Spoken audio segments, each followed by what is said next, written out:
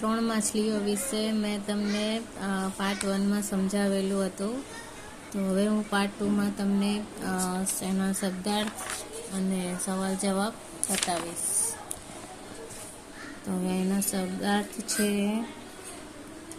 સરોવર એટલે લેક, નિર્ણય ડિસિઝન, હાલ ઇન્સ્ટન્ટલી હંમેશા, ઓલવેઝ નસીબ એટલે ડેસ્ટિની, માછીમાર એટલે ફિશરમેન, સલામત સેફ, જોખમ ડેન્જર અને ઝાડ એટલે રેસ્ટ, ઝાડ એટલે નેટ અને નિશાસો એટલે સાઇન. હવે આગળ છે આનું સ્વાધ્યાય છે. એક સરોવરમાં કેટલી માછલીઓ રહેતી હતી? તો એક સરોવરમાં 3 માછલીઓ રહેતી હતી. હવે આગળ જોઈએ, 3 માછલીઓના નામ લખો. 3 માછલીઓના નામ છે હાલ, થશે, જોયું જશે. માછીમારોની જાળમાં કઈ માછલી ફસાઈ ગઈ? માછીમારોની જાળમાં થશે માછલી ફસાઈ ગઈ. હવે વાક્ય કોણ બોલે છે? અહીં આપણો જીવ જોખમમાં છે. કોણ બોલે છે? હાલ. જોખમ આવશે ત્યારે જોયું જશે, જોયું જશે. હવે નસીબમાં થશે તે થશે. જવાબમાં શું આવશે? થશે.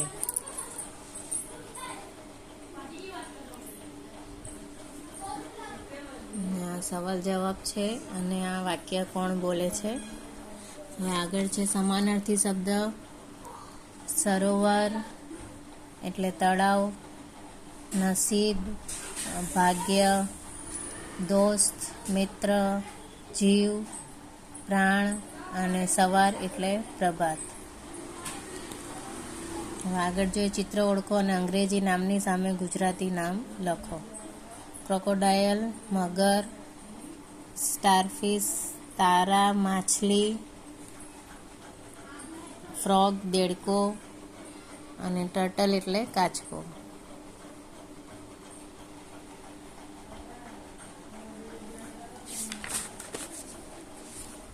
આગળ છે ક્રિયાપદ.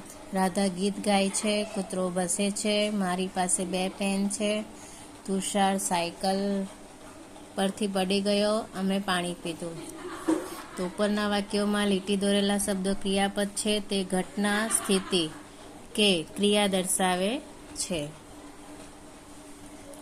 આગળ છે સ્વાધ્યાયમાં છે યોગ્ય વાક્યો ક્રિયાપદ વડે પૂરા કરો. માછલી પાણીમાં તરે છે, હું ઘરકામ કરું છું, તમે ગીત ગાઓ છો, જય ક્રિકેટ રમે છે, તે ખુરશી પર બેઠા છે, અમે સવારે વહેલા ઉઠીએ છીએ.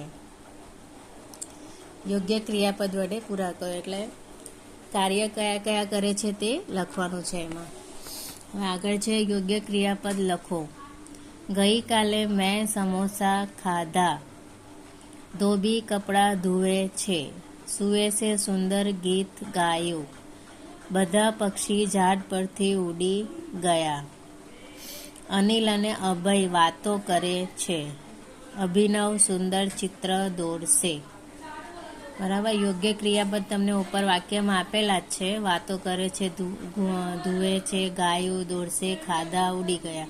એટલે આ જે વાક્ય શબ્દ આપેલા છે એ બ્રેકેટમાં એ શબ્દ પરથી જ આપણે ખાલી જગ્યામાં શબ્દ જે મેચ થાય છે તે લખવાના છે. બરાબર. પ્લીઝ લાઇક, શેર, સબસ્ક્રાઈબ કરજો.